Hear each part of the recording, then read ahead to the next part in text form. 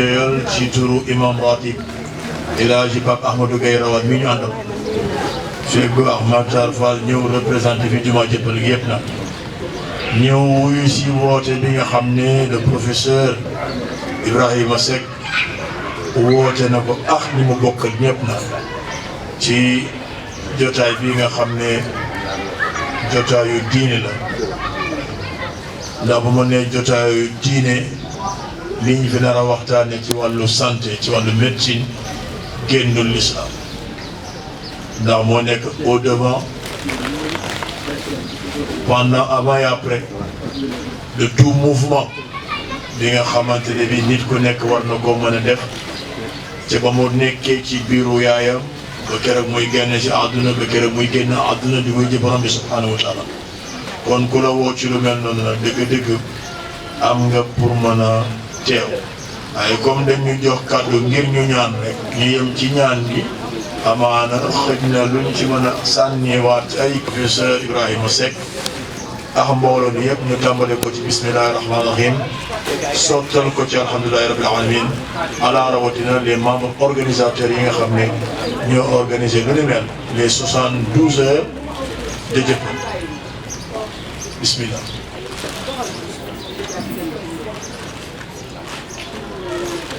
اللهم يا فتاه افتح لنا أبواب جميع الخيرات بجاه سيدنا محمد الفاضل الخاتم يا خير الخاتم ويا خير الناصرين اللهم أنت السلام ومنك السلام إليك دار السلام تبارك وتعالى يا ذا الجلال والإكرام وبحرمة سبحان ربك رب العزة ما يصفون والسلام على المرسلين والحمد لله رب العالمين بحرمة لا إله إلا الله محمد رسول الله صلى الله عليه وسلم kenn ku ne rek ka nga dendal jox ko loxo mu jox la loxo nga yéene ko jàmm mu yéene la jàmm. dese nañ ko mais teewul comme ñoo def confiance jiital na ñu ngi si sant di la gërëm maa ngi remercier tamit toute l'association des amis de Dieuppeul pour seen engagement le fait que ñu ñëw ñoom tamit wóoluñu jiital ñu ci organisation bi man la docteur Sala Aïcha Dia ma nekk pur produit de Dieuppeul dëkk Dieuppeul maa ngi Dieuppeul yaroo Dieuppeul daanaka ñi fi nekk ñëpp samay tante lañ samay rakk ak samay sœur samay frère ñoo fi nekk ñu Dieuppeul nous a tout donné donc tey dafa war Dieuppeul soxla ñu wuyu si. parce que bokk nañ ci ñi gën a ndaw fii ñu daje donc tey jii bu waa association les amis de Dieuppeul jëlee lii teg ko suñu loxo jiital ñu on espère vraiment que on sera à la hauteur pour mën a àggali liggéey bi donc ñu ngi ñaan di mën a perpétuer lii ay at encore ci kanam incha allah donc man maa ngi tudd docteur Mame Diarra Seck maa ngi nekk docteur en médecine spécialisation en gynéco donc tey jii ñu teew fii pour waxtaan ak askan wi sensibiliser leen par rapport ak lépp luy cancer du col di boo ñëpp ci événement bi ñu wuy si en masse ndaxte amal na leen njëriñ amal nañu njëriñ itam parce que ñi ngi dëkk Dieuppeul màgg Dieuppeul donc c'est une fierté tey jii nii ñun ñi ñu mën leen amal bi njëriñ donc di remercier le professeur Seck. donc du président wu les amis d'enfance de Dieuppeul. donneur de sang yi. ñu dañu soxla lu ñu gën a naan bu gën a baax. bu leen xool bouteille bi parce que moo am mais seet leen li nekk parce que. ok les amis de Dieuppeul dañu décider dellu si Dieuppeul comme que dañoo mag ñëpp a mag léegi ñu dellu si Dieuppeul. Dieuppeul est un quartier vieux léegi dañuy dellu si Dieuppeul ñun ak fu ñu mënti nekk képp kuy doomu Dieuppeul da ngay dellu si Dieuppeul pour organiser 72 heures de Dieuppeul 72 heures médicales maanaam 72 heures yi dañuy commencer toujours vendredi bi xëy soit ñu wàccee kaamin def setal ngoon si ñu def panel bu demee ni panel bi nekk ci ginnaaw vendredi bi samedi bi ñu def don de sang ak ay consultation gratuite ci 10 spécialités ba 11 spécialités ba la ci don de médicament maanaam bu ñu la seetoo sa yaram yëpp ba pare fo si dépend ça dépend li ngay jël yaa xam bët la yaa xam bëñ la yaa xam tànk la ñu xool la ci ba pare orienté la xool la bu laajee jox la yenn garab yi yu kiiwul pharmacie baa ngi fii à côté ñu jox la garab donc loolu moo tax a jóg les amis d'enfance après que ñu def yeneen action yu sociale yu bëree depuis 2018 la du 2019 dégg naa mais 2018 la association bi sosu ba léegi ñi ngi fii jël ay nit en charge ci seen maladie xam nga di taxawu nit ci seen soxla ak yooyu yëpp donc les amis d'enfance année bii nag moom dañ ne rek nañu focaliser wu ci 72 heures jëppal muy première édition bi et ñu fas yéene ko def léegi chaque année bu kii bi ñëwee ñu def sa ne fas yéene ko def chaque année bu mois d'avril ñëwee fépp ku jëppal waa nekk rek di nga ciy xaar sa contribution ak si nga ñëw boole sa bopp ba nga xam ne éditions yi di ñëw mooy gën a yomb te mooy gën a baax. tàmbalee États-Unis dañuy porter plainte Meta ak Google ba fi nekk ni daal nañ leen près de 6 millions de dollars puisque dafa am benn parent d'élève boo xam ne dafa ne internet bi dafa yàq jàngu doomam parce que xale bi jàngatul def dara ndax internet ba nga xam ne que léegi soo xoolee en France am na benn loi bu ñu bëgg a tëgg buy interdire internet ba à l'âge de 14 ans voilà donc ñu ko internet mais ñun fii defaguñu dara mais soo xoolee xale yu ndaw sax même liir suy jooy soo ko joxee téléphone ak yi mu noppi waaw loolu problème bi ñu gis fii la ñaareelu problème bi gis nañ ne que nit yi léeg-léeg nga gis nit muy dox sax di waxtu waaw léeg-léeg nga gis nit alors nga xamal ko doon ko day jékki-jékki rek changé waaw doo xam lan la te nit yi bëgguñu dem seeti médecin yi waaw léegi yow nga xam ne que sa xam-xam mi ngi màcc si wàllu feebaru xel alors lan mooy ay feebaru xel yan façon la ëmb ak lan mooy saafara bi naka la ñuy def pour maytu am problème xel voilà qu'est-ce que tu recommandes à la population voilà je donne la parole. yooyu am na solo loolu sax macha allah loolu day wane importance bi nga xam ne santé mentale actuellement da ko am yu si àdduna te Sénégal léegi nit ñi ngi gën a góorgóorlu ñi ngi gën a sañ di naan je vais pas bien nekkuma lu xew et cetera ñu ngi poser ay questions ci santé mentale li fi xew yaakaar naa si weer yi ñu génn ñun ñëpp bàyyi nañ ci xel dafa permettre nit ñi ñu gën a ñeme prof dafa ma njëkk a posé benn question bu ma intéressé loolu sax nag dafa nekk sama domaine bu baax a baax muy écran yi waaw te dafa laal de manière transversale maanaam si xale yi si adolescents yi si mag ñi si mère yi si paa yi ñëpp donc damay commencé si xale yi impact bi nga xam ne écran war na ko mën a am si xale comme ça que prof mi nga waxee exemple bi nga joxe léegi déjà notre manière de vivre ni ñuy suñu dëkkuwaay léegi bu yàgg ba dañoo dëkk en famille concession boo xam ne suñu ay maam ñi ngi ci suñu ay bàjjen ñi ngi ci suñu ay umpaañ ñi ngi ci kër ga daanaka ñu bëri dañ fi nekkoon dañuy am ëtt ñëpp di génn di waxtaan ñuy laamisoo ñuy jaxasoo léegi àdduna dafa dox ba fi mu toll nii on vit en famille nucléaire maanaam papa yaay doom ak nag compagnon bi maanaam des fois léegi ñi dañuy am chien chat wala ñu am ay yeneen animaux yu leen di wéttal et loolu dafa def ni que les gens ils ont besoin de s'occuper nit dafa soxla occupation et xale yi le fait que ñu nekk dans un milieu boo xam ne dañoo isolé parce que appartement yi dafa isolé parents yi dañoo soxla occuper xale yi maintenant malheureusement duñu xam naka lañ leen di occuper donc dañuy te xale yu ndaw bu ñuy nekk si berceau bi wala ñu mën a toog si transat la ñuy commencé di leen tegal télé wala ñu leen tegal écran ñeexital bi nga xam ne écran yi mën na ko def sax parce que xale léppam jàng la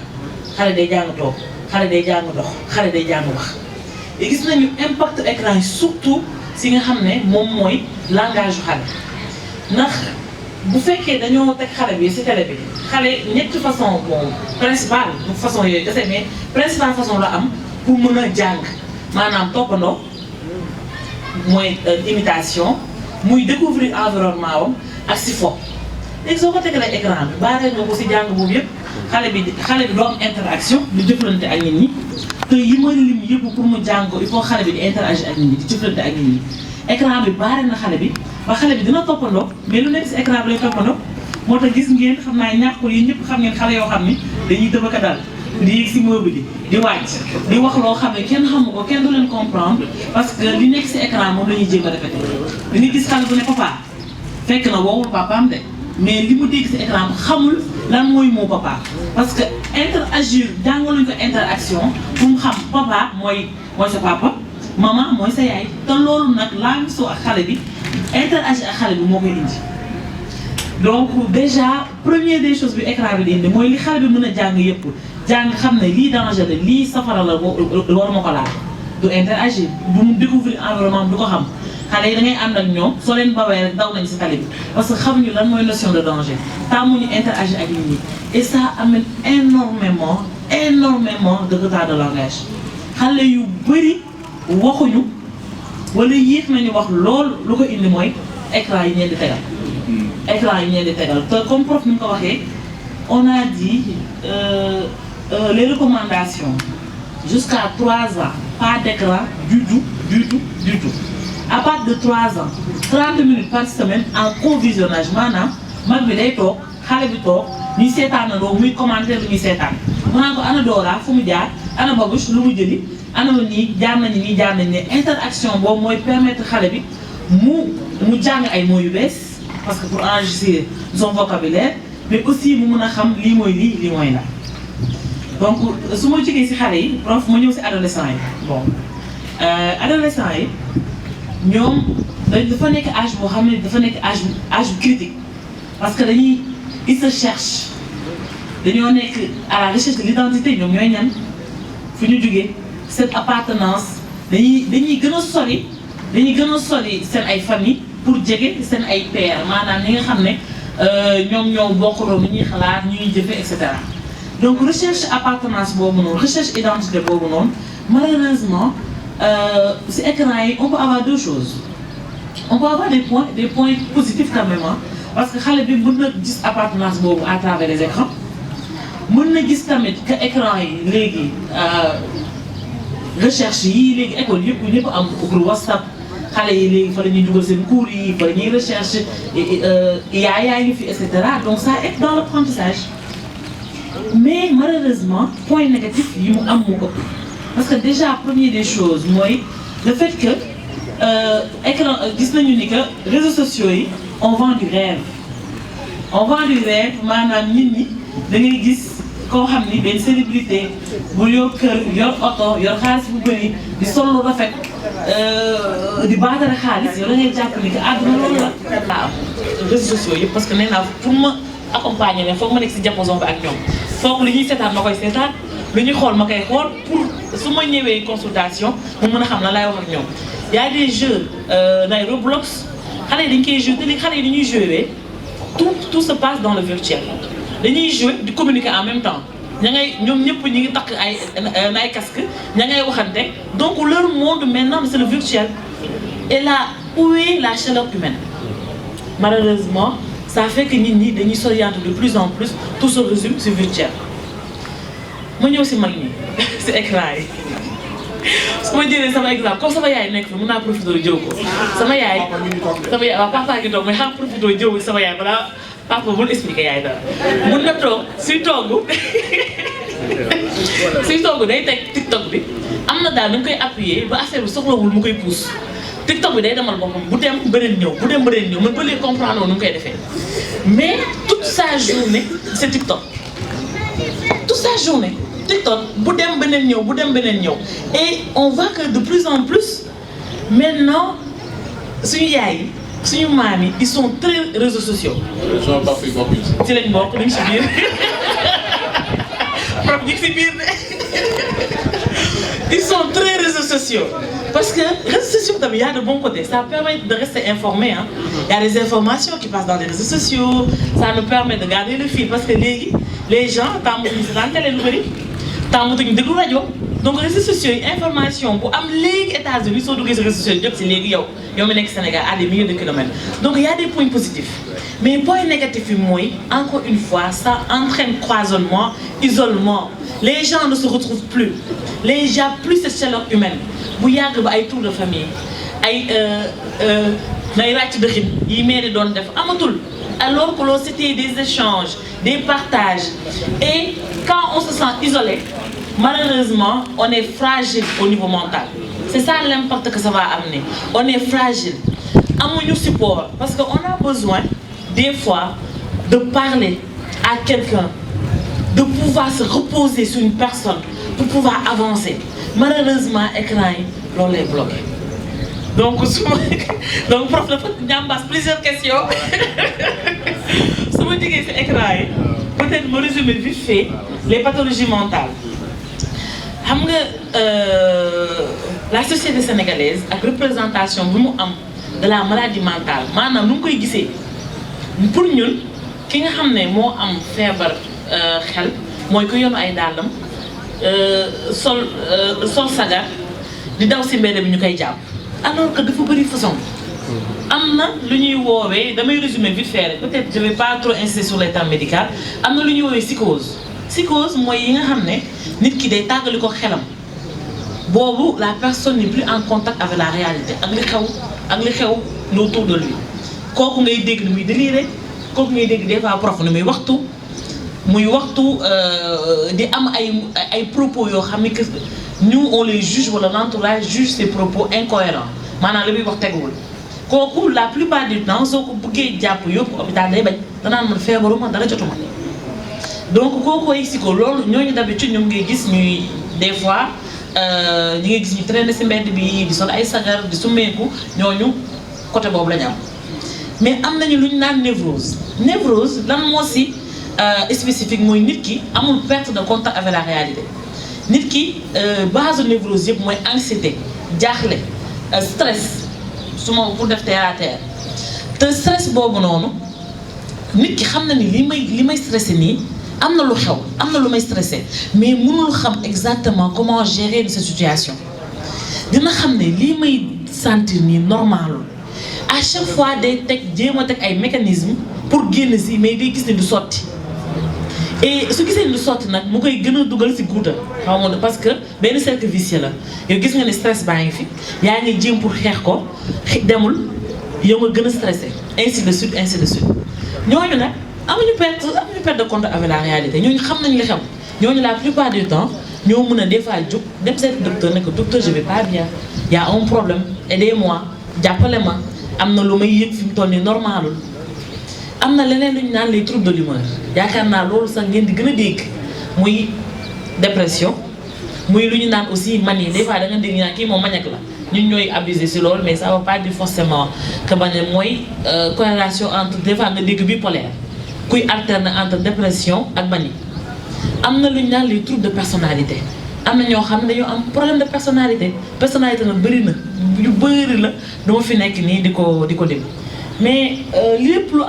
li am solo ci xam xeet yooyu noonu mooy fan ngay à quel moment nga war a demander wàllu loolu moo ci am solo ban moment nga war a demander wàllu yow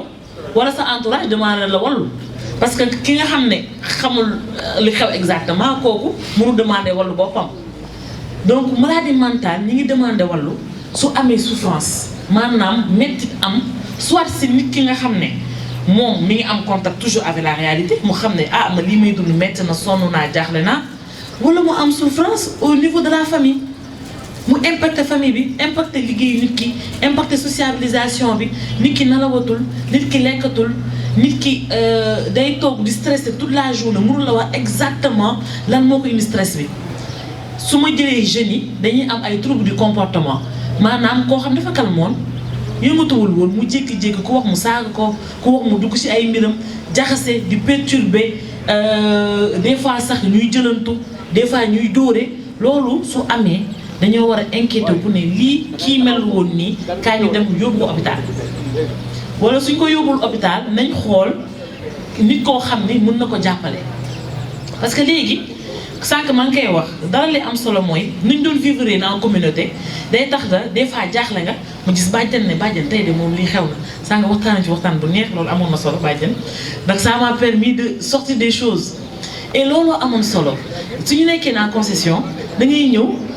ñëw sa bàjjen ne ko bàjjen lii ak lii xew na war nga xëcc sa tante ne ko lii ak lii xew na mais léegi amatul. feebar bi moom moo koy joxe donc tey jii cancer du col segam xam nañ liñ koy joxe donc li ci gën mooy fagaru te depuis 2018 Sénégal dugal na ci PEV li ñuy wax la vaccination contre le human papilloma virus mooy HPV te tey jii nii itam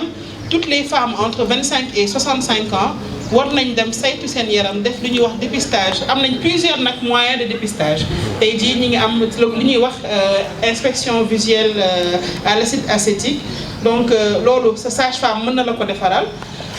am nañ tamit li ñuy wax frottis cervico-vaginal loolu itam boo jegee sa gynécologue mën na la koo prescrire am nañ tamit li ñuy wax le test viral HPV donc loolu itam am na ay bërëb fii ci Dakar yoo xam ne ñoom ñi ngi koy def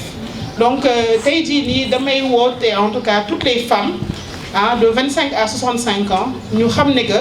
cancer bi mi ngi fii waaye mën nañ koo xeex donc képp koo xam ne tu te sens concerné muy sa mbokk muy sa xarit nga woo ko ndax d'ailleurs demain ci consultation bi dinañ ci def dépistage de masse bu ñëpp mënee ñëw wuyu si ñu bu ko defee ñu mën leen jàppale ndax ku def frottis di nga fagaru te ku am tamit li ñuy wax lésion précancéreuse dinañ la mën a faj pour feebar bi bañ a law donc voilà professeur. merci beaucoup Mame Diarra merci beaucoup. kon nag nañuy jàpp ne que feebar boobu garaaw na su la xasee ba jàpp soo fajuwul moom ala yow mi dini donc loolu da lay faagaagal mais comme ni ñu ko waxee fagaru moo gën faju heureusement am na ay saafara mu may dépistage bi te sax ñuy gërëm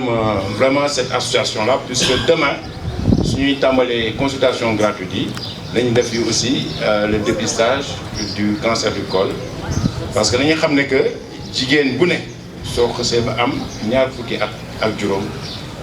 boo fi nga mën ci toll tu peux avoir cela donc mieux vaut nga fagaru on vous exhorte à faire donc le dépistage et demain inchallah dinañ ko def ndaw jigéen ñu ndaw yi entre 9 et 10 ans alors district bi dina ñëw fii def la vaccination donc yéen ñi nga xam ne yaa nekk fii seen i ay doom alors su fekkee ne vacciné bu ñu di ngeen di ñaan pour ñu woo leen ñu ñëw pour ñu mun leen vacciner aar leen puisque loolu mooy di éviter pour ñu mun def le cancer. Alors le troisième thème dina gaaw parce que léegi comme aussi le PALU est là le programme national de lutte contre le paludisme ali nga si ñambaasaale parce que dégg naa wolof ngay naan njambaas sa yàqul sulul yëpp kon nag il faut ñu boole leen si parce que sànq yi ngeen yore ñoom ñoo ñu ko jox donc il faut ñu jox leen kàddu yi parce que sibiru dafa di loo xam ne aussi dafa law fii. alors man dama bëgg a wax rek ñetti wala ñeenti kàddu si benn feebar boo xam ne dafa ne fii et léegi dafa jël ay proportions très importantes parce que gaa yàgg na fi am mooy diabète mais depuis Covid bi dafa mel ni comme alors ñëpp am diabète alors diabète bi bu njëkk ba am na ñaari façon diabète moo am na diabète bi ñuy naan insulino-dépendant boobu day waalaate mu ngi ko judduwaale sa ay waajur suñ ko amee alors yow soo juddoo mun nga am boobu façon diabète naa expliquer lu koy waxee mais beneen diabète bi mooy diabète non insulino-dépendant bu njëkk ba dañu foogoon ne que soo amee ay juróom fukki at wala juróom-benn fukki at wala nga am yaram ni man xam nga wala ni ay bibi yooyu si ngay commencé am. ni Mame Diarra wala et cetera mais léegi alors diabète bi xaaratul ngay am juróom fukki at wala juróom-benn fukki at léegi dinañu gis ay xale yu ndaw waxuma diabète insulino-dépendant mais diabète non insulino-dépendant donc c'est un véritable problème de santé. Alors juste en 2025 dañu def la deuxième enquête nationale mooy li ñuy wax enquête STEPS buy xayma ici prévalence du diabète alors mi ngi yokk nag mais li ñu gis gum 5% mais peut-être encore c'est pas les vrais chiffres même si c'est des chiffres au niveau national mais lu wóor te wóor moo di que affaire mi ngi lawee alors la mooy indi diabète diabète normalement sa yaram dafa am benn xëtër bu ñuy wooyee pancréas dafa am benn liquide bu ñuy wax hormone bu ñuy wax insuline boo xam ne da ko war a sécréter alors insuline boobu la mooy njëriñam moo ne que suukar bi nekk sa yaram moom lay tàggat pour jox parce que suñu yaram dafa laaj am énergie donc suukar boobu lay tàggat pour jox suñu yaram énergie pour sang bi mun circuler alimenter tous les tissus alors ki nga xam ne dafa am diabète nag soit insuline boobu dafa manqué pancréas bi dootul sécréter insuline bi wala cellules yi nga xam ne que ñoo war a jël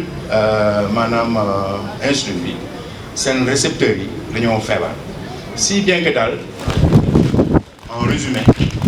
suukar bi nga xam ne que moom ngay dugal au lieu ñu métaboliser ko maanaam au lieu que sa yaram bi tasaare ko mu nekk énergie suukar boobu day des sa yaram alors nga koy saw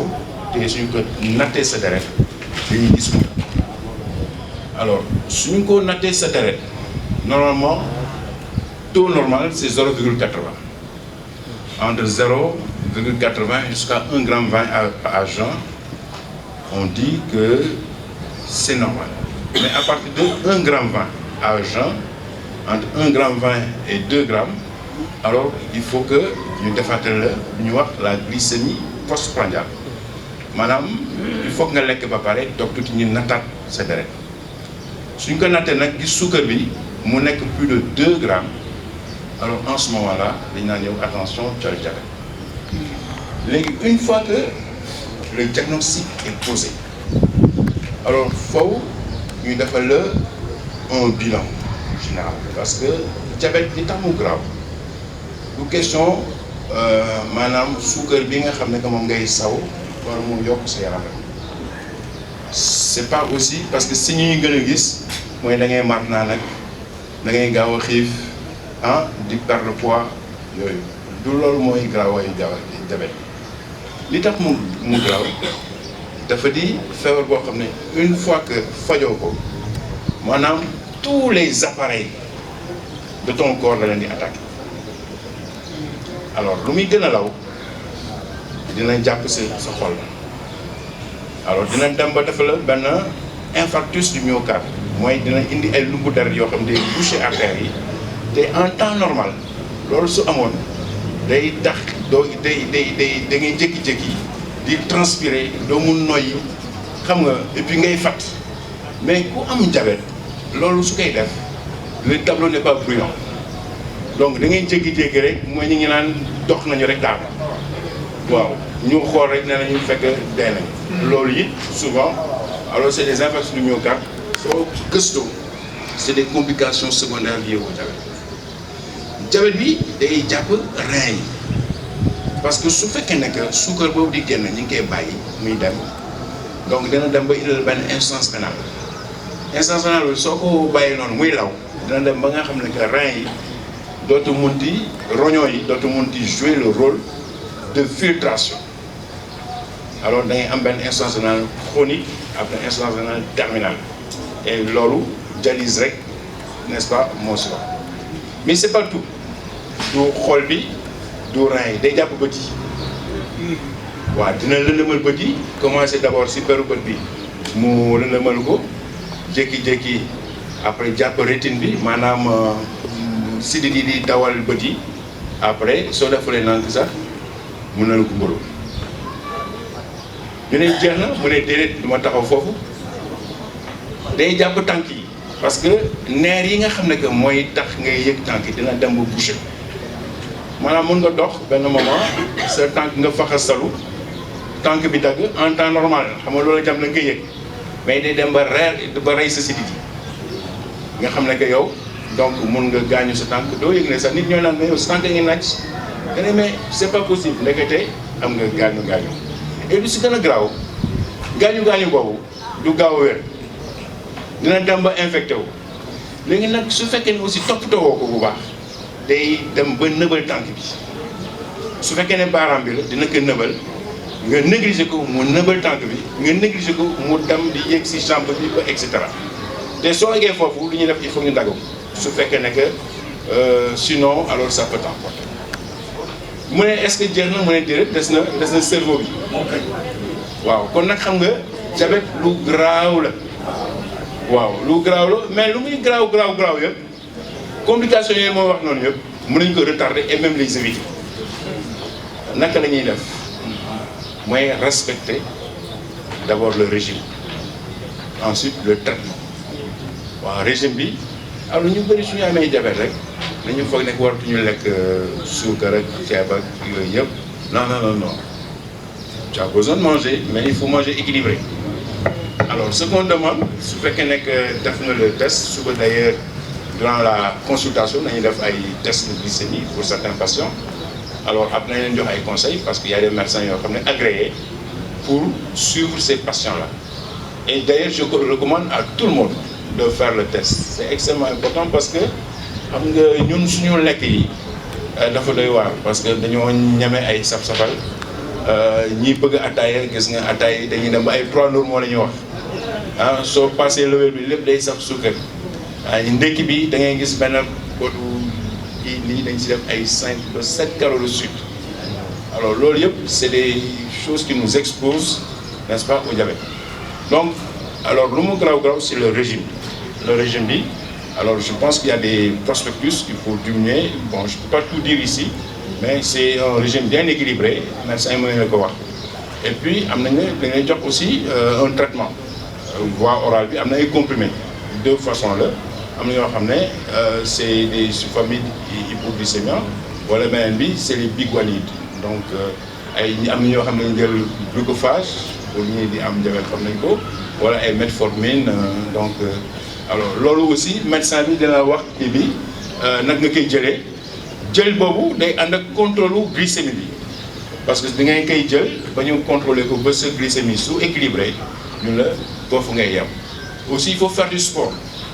bi ñu waxuñu ngay futteeku jël sa kilo chemise di daw non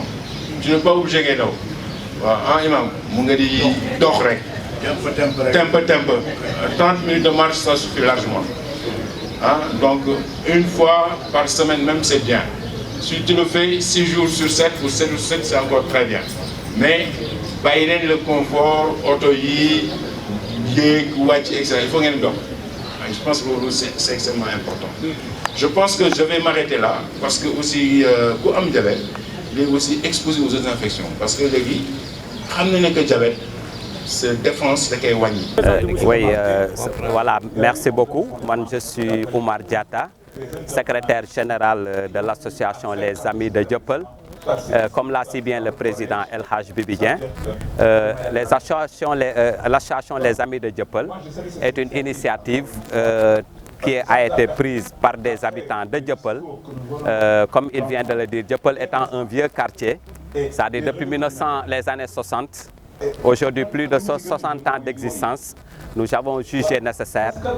de nous regrouper autour d'une association d'appui, de solidarité et d'aspect communautaire pour apporter notre touche, disons, à l'épanouissement des populations de Dieuppeul. Et qui dit épanouissement, il y a le volet santé. Aujourd'hui, bon, les autres volets économiques sont là, mais il y a le volet santé aussi qui est important. Donc, fort de, disons, ce que les investigations ont donné de ce diagnostic, nous avons jugé nécessaire d'organiser des journées de consultation médicale gratuite. Ces journées s'inscrivent dans une dynamique que nous voulons pérenniser. C'est-à-dire, comme l'a dit le président, à date, chaque mois d'avril, nous voulons chaque année pérenniser ces journées. Cette année, c'est la première édition, avril 2026. C'est une première édition qui a démarré depuis aujourd'hui, vendredi 17, parce que nous sommes en train de vivre un panel sur les maladies non transmissibles avec d'éminents médecins qui sont là, qui vont tout à l'heure parler de ces journées sous la conduite du professeur Ibrahima Seck. Avec maintenant, aujourd'hui, c'est un panel que nous sommes en train de faire, mais les consultations démarrent réellement demain. Elles vont démarrer aussi par avec la synthèse nous avons initié une journée don de sang. Donc une journée don de sang qui sera suivie des consultations médicales gratuites avec plusieurs spécialités dont je laisserai les médecins, disons, revenir sur les spécialités. Mais ce qu'il y a à retenir, c'est que cette association se veut impulser une dynamique communautaire autour de Dieuppeul avec des actions de solidarité, des actions sociales pour vraiment permettre aux habitants de Dieuppeul de se retrouver autour de ça. Et nous en appelons vraiment à la contribution de l'ensemble des habitants de Dieuppeul autour de ces initiatives. Et quand je dis Dieuppeul, je ne dis pas Dieuppeul seulement, mais la commune de Dieuppeul-Derklé-Castors. N'est-ce pas? Que les gens viennent et que nous puissions ensemble mener ce combat du développement, ce combat de la solidarité et qu'on puisse le réussir. Donc voilà. Oumar Diatta, donc secrétaire général de l'association Les Amis de Dieuppeul. Merci beaucoup. Des Amis de Dieuppeul. Je pense que déjà, tout le partage là, professeur. Parce que bon et les amis de Dieuppeul, je pense que pour Dieuppeul ça, am sympathie pour Dieuppeul, am histoire pour Dieuppeul, jaar war nga mëna bok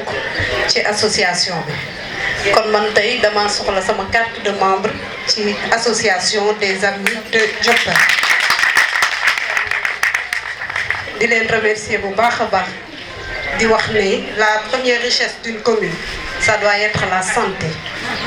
et li ngeen di def nii dafay toucher les enfants, les femmes, le troisième âge et en général les personnes vulnérables et que dans nos pays sous-développés la santé coûte très cher. Donc les consultations que vous comptez organiser demain et après-demain dafa nekk ay opportunités pour accéder à des soins de qualité et de proximité. Félicitations. Merci beaucoup. Merci beaucoup.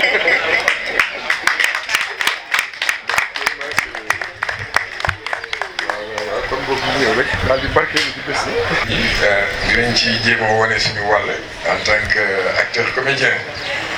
en tant que communicateur, mais aussi en tant que relais de prévention sanitaire. nekk membre nag boo xam ne ci équipe bu EMAC bu district centre Gaspard Camara. donc mbokk yi ngeen may ñu tuuti dégloo rek donc ñu am lu ñu wane ci bés yi ñu jëm.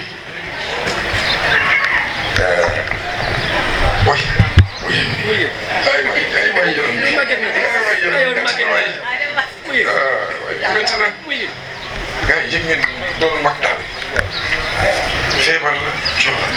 bi kenn âge nga ne man daal gis ngeen ne damay xalaat si ne waaw yàlla moom boo mënoon a rey sax mu jëm. ah waaye nag. waaye yow lan la di jaay. ñetti fan a ngi nii ngay topp sa reen yi di ko naan. nee naa la bàyyil garab olof yi doo xam ni ñu koy doosee. waaw gis nga man damay topp sa yow bi ma dem marché fi laa la bàyyi. bi ma ñëwee fi laa la fekk. soxna si loolu laa dal. soxna si. lan moo la def. gis nga man léeg-léeg damay dem ba yàgg. ah. ba bëgg sax génn ci àddina bi. yëpp naa def si. waaye nag boo xalaatee. naa ñu def seen njaboot ci. jéem ngeen lu neex yi. ah. waaw loolu nga xam ne moom lañ may toogal. ah bàyyi la xam. ceeb bu jëlee lay doon de. ba mu nooy. ah te dama koy dund ko mu ne. waaye waaw te fi ñu nag ah. dara wóoru ci dëkk di. ah wóoru de ah dafay fekk de. dañ koy bàyyi de. waaye léegi di jaay. xam naa ne sax nay moo la jàpp. waaye xëy na ñàkk nga waaye da ngaa nay. yow xanaa yëgoo li xam. lu xewati. yow demoo ci les amis de Dieuppeul. ah dañuy faj di maye. nga ne ma. mais wu tànk ba dikk bopp dañ la koy xoolal doo fay dara. lii taxoon nag ma découragé ci àddina bi ndax paj bi léegi dafa cher. waaye ñoom dañuy maye.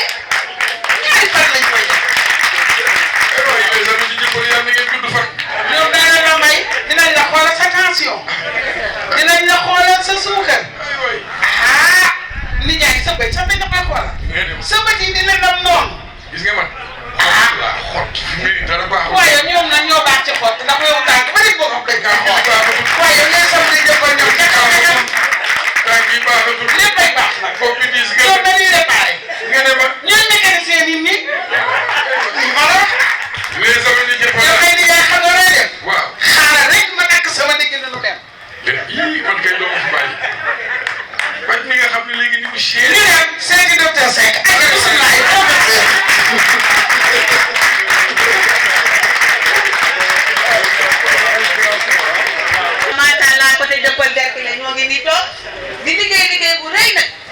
des activités purement innovantes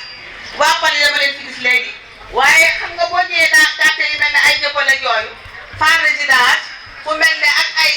les Maristes c'est des maisons ménages à accès extrêmement difficile c'est des maisons fermées doo leen gis moo tax ñu am benn stratégie innovante bu ñuy wooye un acteur son quartier le week-end boobu ñu ngi koy dawal Dieuppeul bu ñu duggee ci biir koo xam ne dafa juddoo ci gox bi yaroo ci gox bi màggee ci gox bi waa gox ba xam ko loo tëj samedi ak dimanche boo liggéeyul boo ko fëggee mu ubbil la bu la ubbeelee ngeen toog waxtaan mu laaj la ndax waaw est-ce que ndax am nga santé nga ne ko man am naa santé mu ne ndax mën naa gis santé bi ndax yaa ngi koy takkam déet vérifier est-ce que les MILDA sont attachés au niveau de nos couchages mais également vérifier l'état de ces MILDA est-ce que xotteekuwul wala bënnul vérifier est-ce que également aussi am na système de lavage des MILDA laaj la aussi su fekkente ne yow amuloo MILDA nous faisons la promotion de la vente communautaire de ce MILDA à hauteur de 500 francs su ko defee 300 francs yi acteur bi moo koy moom maintenant les 200 francs war a revenir aux structures de santé donc liggéey boobu équipe mobile moom koy def bàjjenu gox yi moom koy def à travers un réseau que nous avons 76 OCB organisation communautaire de base pour une base de 536 relais yoo xam ne ñu koy liggéey au niveau des différents programmes prioritaires moo tax tey ñu gërëm la suñu kilifa professeur notre maître nga xam ne ba mu yëngatoo ba tey day rek de Dakar bu tëddee Maguette Ndiaye toogatul waaye Modou Thioro Mbaye suñu médecin chef de district moom it toogu taxawul ndax pro ko jaar fu ñu jógee nii léegi programme national de lutte contre la tuberculose daf ko bett sax waaye nee na ma samedi demain vous allez me identifier des présumés ku fay saxat dajale li ma ko dimanche rajo mobile du programme national de lutte contre la tuberculose ñëw moo leen defar rajo gratuitement nga xam ne dara mun na tuuti fii ci professeur ak moom les amis de Dieuppeul nga xam ne prof de façon exceptionnelle macha allah ses qualités humaines et professionnelles amul benn médecin bu ko naatable waxati na nag ay collègues professeur am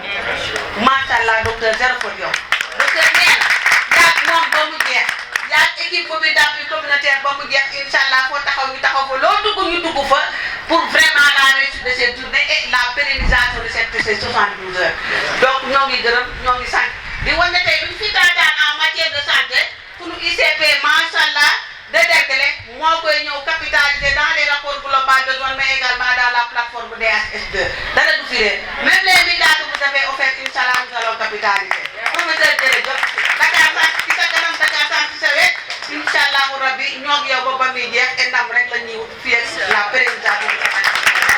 de day neex yéen Dakar ci xol yi neex yéen Dakar ci xol yi faj doo fay dara jaay la garab doo fay dara xoolalay say bët doo fay dara jox la garab waaye Samba doo fay dara te xoolalay say bët waaye Samba doo fay dara les amis de Dieuppeul ca kaw ca kanam ca kaw ca kanam. Donc je suis le docteur Mame Diarra Seck, je suis médecin en spécialisation en gynécologie, donc en fin de spécialisation. Donc je suis l'une des plus jeunes membres de cette association des Amis de Dieuppeul qui a pris l'initiative d'organiser ces 72 heures, donc qui vise un peu à la collaboration avec la population. Donc ces 72 heures vont venir aider la population dans le cadre du dépistage de tout ce qui est maladie non transmissible. Donc nous allons également procéder au dépistage des maladies gynécologiques, donc particulièrement le dépistage du cancer du col. Donc dans le week-end qui suit, nous allons également faire la vaccination chez les jeunes filles entre 9 et 14 ans. Donc le vaccin sera le vaccin donc contre le papillomavirus. Donc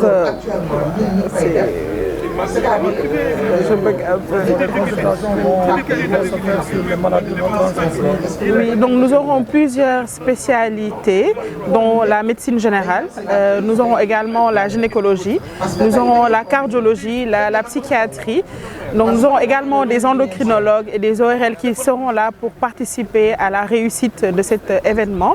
Donc nous appelons toute la population de Dieuppeul et les sympathisants de Dieuppeul aux alentours de venir nous rejoindre pour la réussite de cet événement. Donc nous appelons la population à venir bénéficier de ces consultations gratuites car nous sommes là pour eux, nous sommes là pour aider la population et nous sommes là pour le bien-être de la population. Merci pour le tour. Rappelez le nom. Docteur Mame Diarra Seck. Oui. daje nañu keroog bi Fama Diouf di def xew-xew yi fële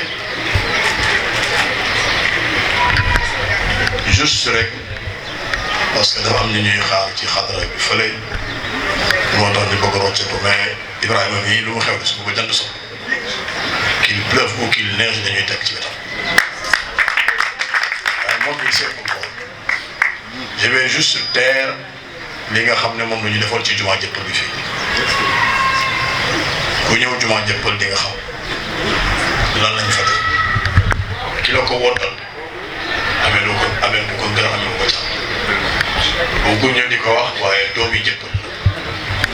suma xarit lay waaye dafa fekk na imam Papa Gueye léegi la fi bàyyeekoo moom laa gunge woon moo dee ma ne naan jël kàddu jumaa Dieuppeul bi yëpp nag ci li nga xam ne les amis de Dieuppeul def nañ ko ci 72 heures mooy ñetti ay bés VSD yëpp bii VSD moo ci gën V vendredi et samedi et dimanche bee ci gën ndax li mu génnee moo di dafa jëm ci toppatoo wér gu yaramu doomu aadama te soxna si wax na léegi ne médecin yi ñooy mécanicien wu nit ñi et pour plusieurs raisons parce que ku gis lii nga xam ne moom lañu fi bind jàngu may tubaab nag mais je sais que c'est le panel sur la prévention contre les maladies non transmissibles et la santé mentale au Sénégal waaw yooyu yëpp nag bu amee te nga xam ne doomu aadama avant pendant et après moo tax sànq si sa biir wax nga ne dee sax mënu ko gën a waaye avant dee gi dafa am lu ko jiitu fi dara newulee benn muy neen nga jóge ci neen ñëw si biiru yaay tudd fi neen ne jóge ci biiru yaay ñëw ci àdduna tudd fi nit kon jàpp ne li nga génn àdduna ni tudd niiw kon diggante neen ne nit ak niiw bu la fi yàlla defee nit def fi nit moo tax ñoom ñii yàlla dimbali leen ba bokk na ci li ñuy def muy yëfu nit moo di saytu doomu aadama saytu gi nag dafa tàmbalee ci bi mu nekkee neen mooy lekk gi ak naan gi fexeel ba bu koy wut muy na doon lu sell na wutin wi sell li ngay lekk na dagal fekkee ni wutin wi sell na li ngay lekk dagal bu boobaa xëj na doom ji ci biiru ndeyam li muy recevoir moo koy commandé yàlla xamuloo xale bi moo naan yàllaa ko naan loo bëgg a añe tey xale bi ne ko suppu kànja masalan xeelu ndey ji tant que lekkul suppu kànja du feex ñu ne day jafte yàlla leen di jaftewul xale bi commandé loolu ndeyam yëgul loo bëgg naan mu ne ko jus sàngam laa bëgg naan tant que naanu ko yaa ji du feex parce que mooy na ci xel waxuma kew nag kew moom moo yooyu yëpp nag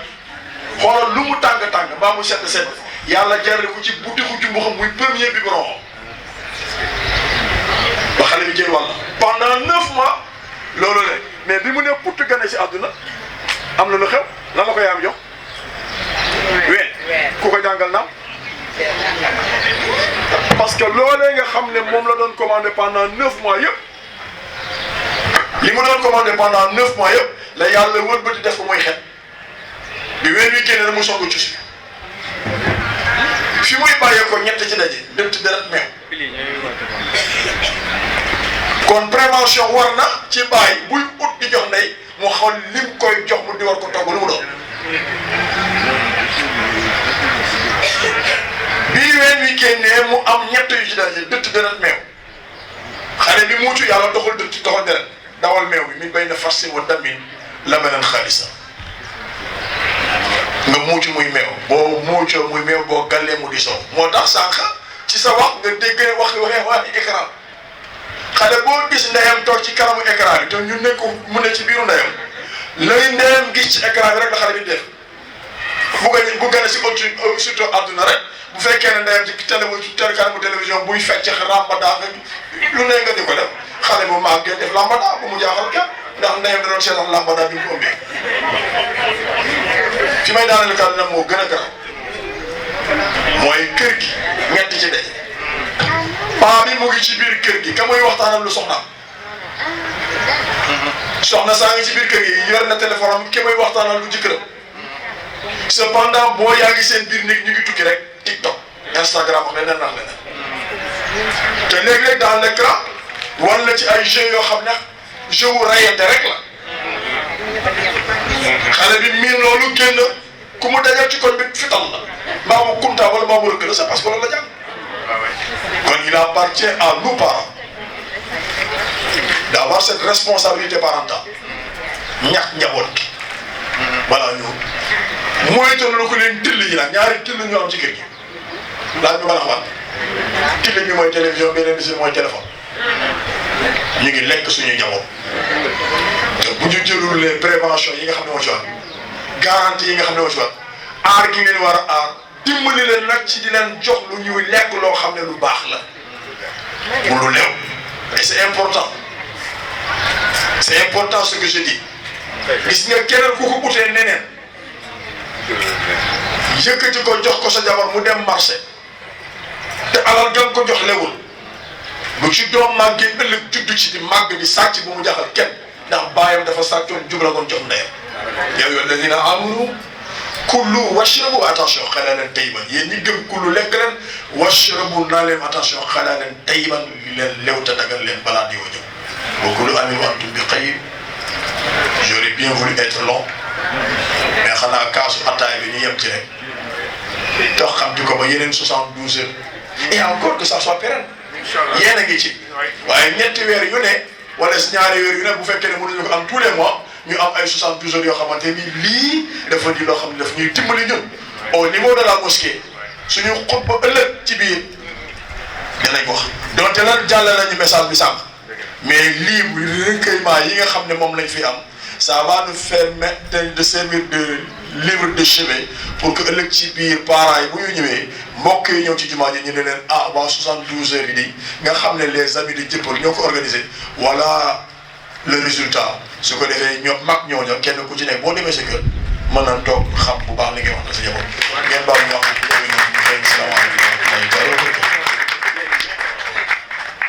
jërëjëf imam Pape Samba Sy. comme nit ñi di ko wax dañ lay ñaanal wér-gu-yaram wér-gu-yaram bi ngay jàngale di faj nit ñi yow yal na la yàlla may bu sax dàq ndax boo yow da nga am intérêt ci waxuma sax Sénégal waxuma sax Dieuppeul mais ci àdduna bi parce que nag bu yaakaar ne nit ñi gisuñu la wala dégguñu la xam nañu bu baax li ngay liggéey yàlla sax yal na la yàlla may kàttan bi di gërëm aussi bu ma dégloo suñu doom bi Sala ak Aïcha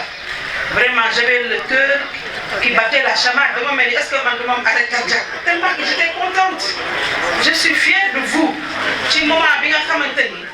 la jeunesse elle est en perdition. Ni petite jamono gi li xew ci Sénégal ku ko waxul waxoo li am. Xale yi yàqu nañu internet ñoo na bokk ci suñu biir famille. Les familles n'ont plus le temps pour gérer wala pour assurer l'éducation de leurs enfants. Moo tax ma xam ni pour ñu delluwaat ca buum ca mboy ga dina metti te nag nee naa leen am nañu des relais de communication. Nous avons des bàjjenu gox. Nous avons beaucoup de ni ma dégg léegi nii dégg ko fii des gens comme ça il faut les utiliser dans la communication, c'est important. La communication moom moo manqué en fait yéen docteurs yi yéen nga fi yéen ci hôpitaux yi de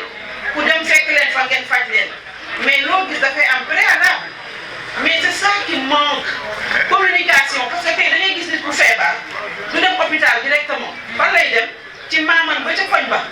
mu baxal ay reen jox ko ba muy waaj a dee ba nekk lox muy soog a ñëw ci yow ku ñëw sew dootoo ko mënal dara da nga koy defal rek ba yàlla def li gën la communication comme préalable ñuy waxtaanee ak askan wi les relais sont là wax nga lu am sens ñetti li ngeen fi tudd yëpp ci feebar defe naa moom la askan moo sonal askan wi paludisme par exemple sibiru bu ñu nee sibiru damaa sibiru rek loolu yàgg nañ ko wax bu la wax damaa sibiru rek parce que sibiru lu muy yóbbu si doomu aadama kenn mënu koo compter.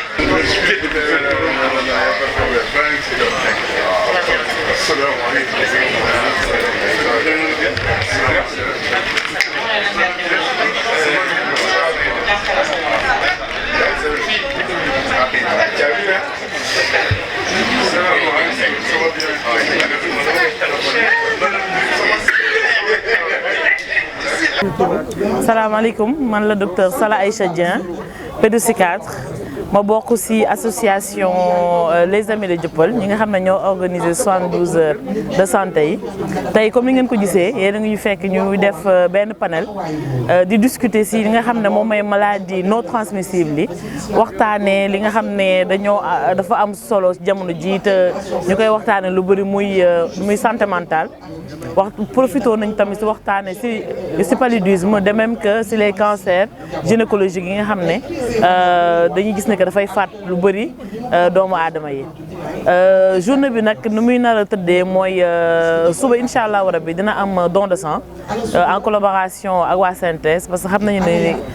deret moom kenn mënu kaa fabriquer nit rek moo ko mën a may nit donc ñu ngi woo population bi yëpp ñu ñëw maye deret dinañ ci profité tamit def consultation gratuite ak don de médicaments dina am sama naataango yu bëri médecins yu fi ñëw dinañ toll ci 60 yu ñëw jàpp ci consultation bi dinañ gis gynéco yi dinañ fi nekk médecine générale dinañ fi nekk ORL dinañ ñëw dermato dinañ fi nekk dinañ am tamit les kinésithérapeutes qui vont venir accompagner dentistes yi dinañ fi nekk également on aura ophtalmologue yi de même que ORL yi donc voilà c'est un très large panel voilà programme spécialité yi fi nekk ñoo xam ne dinañ consulter sur 48 heures suba samedi bi toute la journée et le dimanche également toute la journée donc on appelle à population bi yëpp ñëw dinañ leen saytu xool seen wérgu yaram ba pare jox leen garab pour ñu mën a faju docteur Sala Aïcha Dieng pédopsychiatre. yow da nga war a wax ne saa ñuy wala dara parce que commune la ñu nekk waaw vraiment ñu ngi lay gërëm di la sant si jàppale bi waaw bi ñëwee seet si la wax la journée yi dañ si dugal sa loxo ba nga takk si rip comme ni koy xale di waxee tey nag tàmbali bi la waaw 112 heures la ñu wax mais tey mooy tàmbali bi waaw parce que dañu ne woon balaa ñuy def ay consultation dañuy jëm a yeete d'abord foog naa soxna Binta soo gisee intervention bi yëpp elle insiste beaucoup sur la communication puisque ñun loolu dañu xam ne communication moo mën régler lu bëri waaw moo tax ñu ne journée yi dañuy tàmbali waxtaan ak askan bi gis nga bii ñëwee sax dañuy tegoon benn instant ma ne non bu leen ñu isolé ñun dañu bëgg a def face à face mu nekk waxtaan jokkalante waaw weccoo xalaat parce que lu ñu soxla mooy nit ñi wax ñu seen xalaat ñu mu leen yee wala leeral leen li nga xam ne xamuñu ko waaw donc nag panel bi waxtaan nañ si les problèmes liés à la santé mentale. Ensuite, le cancer gynécologique, le diabète et le paludisme. Moi, c'est des affections qui sont très courantes et qui sont mortelles la plupart du temps et qui peuvent être prévenues. Et donc, la prévention, c'est la stratégie majeure pour éviter donc d'entrer justement d'attraper ces maladies-là. Voilà, loolu la ñuy indi fii et puis je signale la présence du district centre waa Gaspard Camara ñi ngi fii le programme national de lutte contre le paludisme mi ngi fii suba le programme national de lutte contre la tuberculose mi ngi fii donc li ñuy def nii yëpp waa la direction régionale de la santé de Dakar aussi mi ngi koy seetaan parce que ñoom itamit seen loxo mi ngi si ak le district centre mooy de Gaspard Camara. Voilà, je passe la parole si tu as quelques mots à dire. Assalamu alaikum. Ñu ngi leen di nuyu bu gën a tëdd ci nuyu di am mbégte teew fi ñëw nag indi fi suñu bopp waaye fekk fi suñu bopp ndax je ne sais pas est-ce que c'est une maladie ou c'est une anomalie. Le fait d'avoir organisé même les 72 heures que waa Dieuppeul retrouvé wu kooku am na lu muy faj ci nit namel ko nga gis donc lu am solo la et je voudrais véritablement féliciter, encourager l'association pour les belles initiatives et actions. C'est ça le développement communautaire, c'est ça le développement d'une localité. Et thématique yi ngeen di aborder c'est essentiel parce que feebar yu bari li tax mu gën a garaaw kii wax na ko Binta problème d'éducation la problème d'instruction la sax ñun maa ngi fàttaliku bu ñu nekkee xale am nañu pathologie dañ daan wax je ne mange pas de mangue verte ça me donne mais c'est connu de tous ah ouais et nii encore même bi may gis yenn activités yi suñu waajur yi dañ doon te di ñu doon naan bu leen nekku benn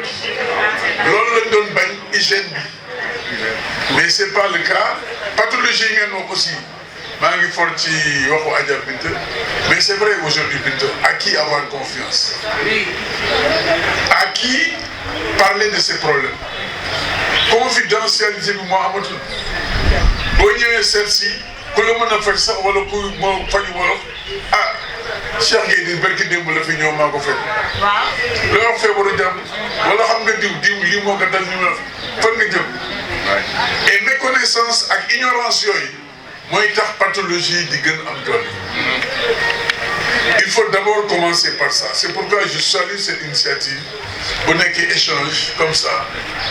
et ça ne me surprend pas de Ibrahima que j'ai connu très jeune qui est un homme généreux aussi et très disponible au service de la communauté. Vraiment mes hommages Ibrahima yow ak ñu mel ni yow yëpp parce que ça c'est pas évident mais ça fera tache d'huile pas seulement dans la commune mais dans le pays et au-delà même du pays dans la diaspora parce que les gens suivent les gens écoutent et c'est important. C'est vrai que district bi mi ngi fii comité de lutte mi ngi fii mais ñooñu ñëpp aussi mënuñu jël en charge toutes les problématiques liées à la santé. Il faut que communauté bi am taxawaay bu ci war a am problème de cancer bi nga wax c'est exactement la même chose. Bon bëgguma xaabaabal avant-hier même j'ai reçu une dame qui par démonstration m'a montré l'impact et les maladies provoquées par les serviettes hygiéniques. En comparaison mu war ma benn serviette hygiénique boo xam ni mais dafay retenir le sang te sang bu demee ba benn moment commencé putréfaction comme ça vous savez ce qui se passe alors que beneen serviette hygiénique bi qui ne retient rien et tout ça c'est de l'éducation. Moi quand j'enseignais ici au sein Ousmane Sosio j'ai d'anciens élèves ici je leur parlais de ces choses-là mais léegi ñun dañuy jóg a wax yooyu parce que bu njëkk éducation bi daan commencé ci sa yaay boo dee xale bu jigéen mu lay wax loo war a def noo war a lekk lan ngay defee toilette intime et cetera et cetera boo dee góor aussi même chose mais loolu ça a disparu maintenant et c'est un cri du cœur hein et j'en profite Ibrahima pour lancer cet appel moi ça me préoccupe surtout les enfants les jeunes filles à l'âge de la puberté le père de famille par ignorance préfère donner l'argent pour acheter le pain du petit déjeuner que de donner l'argent pour acheter des serviettes hygiéniques pour sa fille. ba may wax ak ñenn ñi naa ma ay Lagos la ñu utiliser d'autres objets alors que ñu ngi provoquer ay feebar yoo xam kenn xamul lu et ça peut amener le cancer. C'est extrêmement grave. Donc la santé ou toute action de développement ci war lii la war commencer l'éducation la sensibilisation l'imprégnation. Parce que nit lu mu xamul mënu ko moytu mais ñàkk ban am koo am confiance bu mu la téye aussi nga bañ a wax sa feebar parce que booba waxul kenn du ko xam pour faj santé mentale bi c'est la même chose day am mais dañuy daw nit ñi et je vous renvoie à la chanson de Ndiaga Mbaye daw ki wéré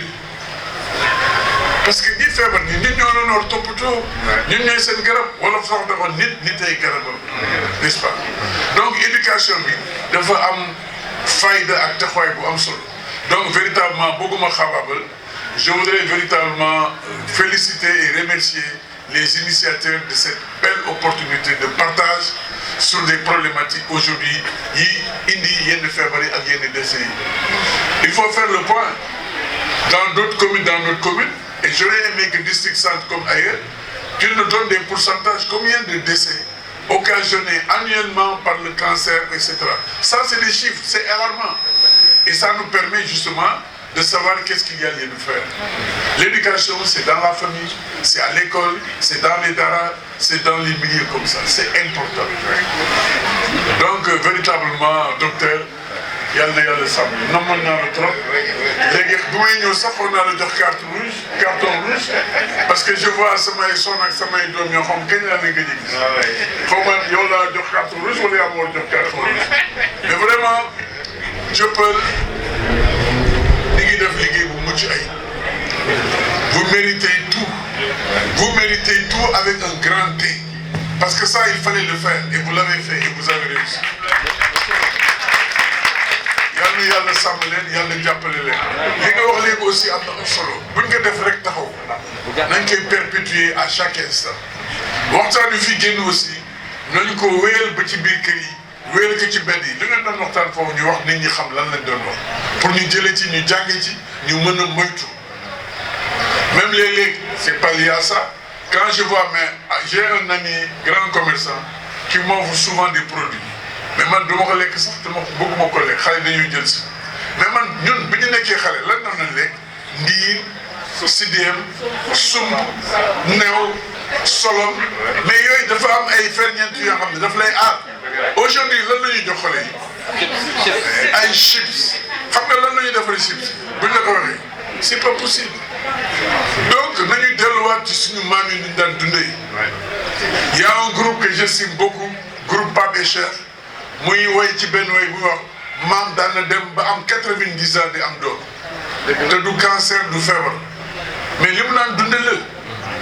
même notre façon de manger notre alimentation c'est à revoir donc il y a tellement de choses liées à la problématique de la santé je pense que c'est l'occasion d'échanger et de partager pour ñu mën jël matukaay yi ci war yal na yàlla def jàmm yal na yàlla wéral képp ku tawat et yal na yàlla dëgëral ànd bi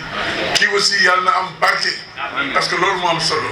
et am naa ci njort parce que c'est pas la première chose que ngeen def fii ci commune bi mais Dieuppeul c'est une famille c'est une communauté même à l'international ngay jëkk xam Dieuppeul quand on départ Dakar xam nga Dieuppeul xam nga waa Dieuppeul les gens connaissent mieux Dieuppeul dans la diaspora que aussi au Sénégal donc vous avez relevé le défi qu'Allah vous bénisse et qu'Allah vraiment bénisse tout ce que vous faites.